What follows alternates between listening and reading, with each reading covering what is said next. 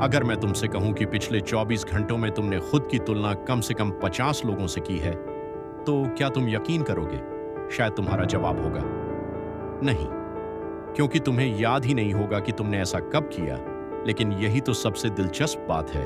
तुलना हमेशा जानबूझकर नहीं होती। ज्यादातर बार ये इतनी तेजी से होती है कि हमें पता भी नहीं चलता।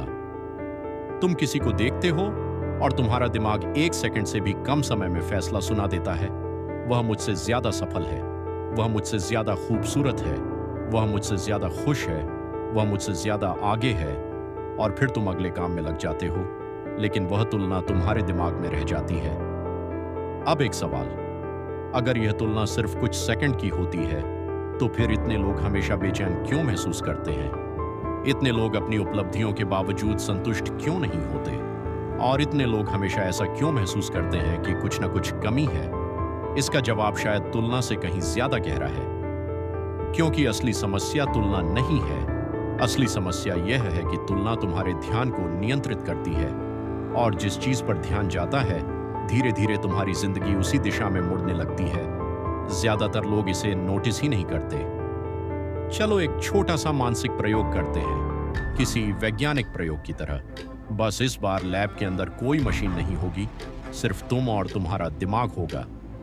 सुबह तुम उठते हो, फोन उठाते हो, और स्क्रीन पर दुनिया का सबसे बड़ा शो शुरू हो जाता है।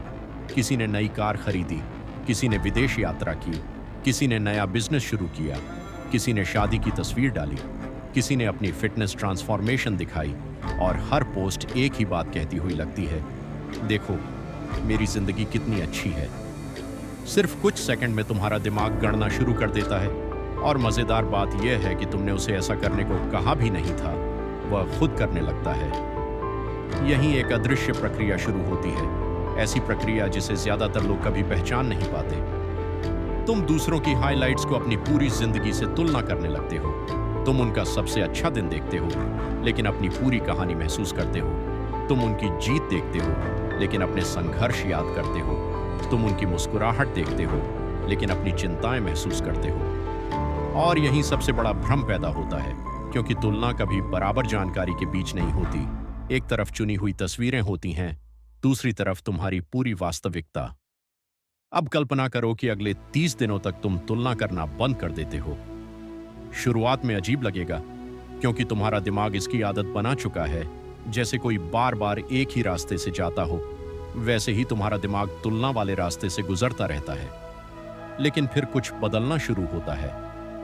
पहली बार तुम्हें अपने विचार सुनाई देने लगते हैं, दूसरों की आवाज कम होने लगती है, और यही पहला खुलासा होता है।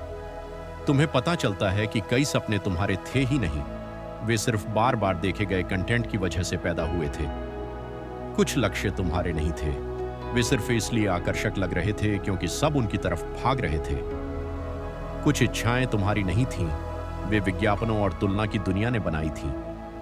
और कुछ डर भी तुम्हारे नहीं थे, वे दूसरों को देखकर पैदा हुए थे।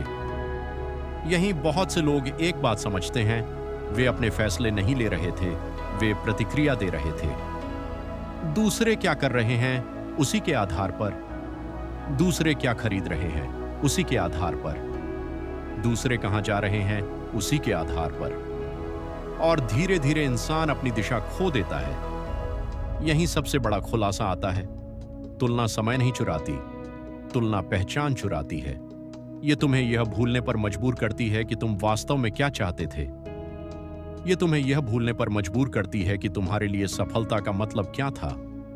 और जब पहचान धुंधली हो जाती है, तो फैसले भी धुंधले हो जाते हैं। एक और दिलचस्प बात होती है, जब तुलना कम होती है तो निरीक्षण बढ़ता है।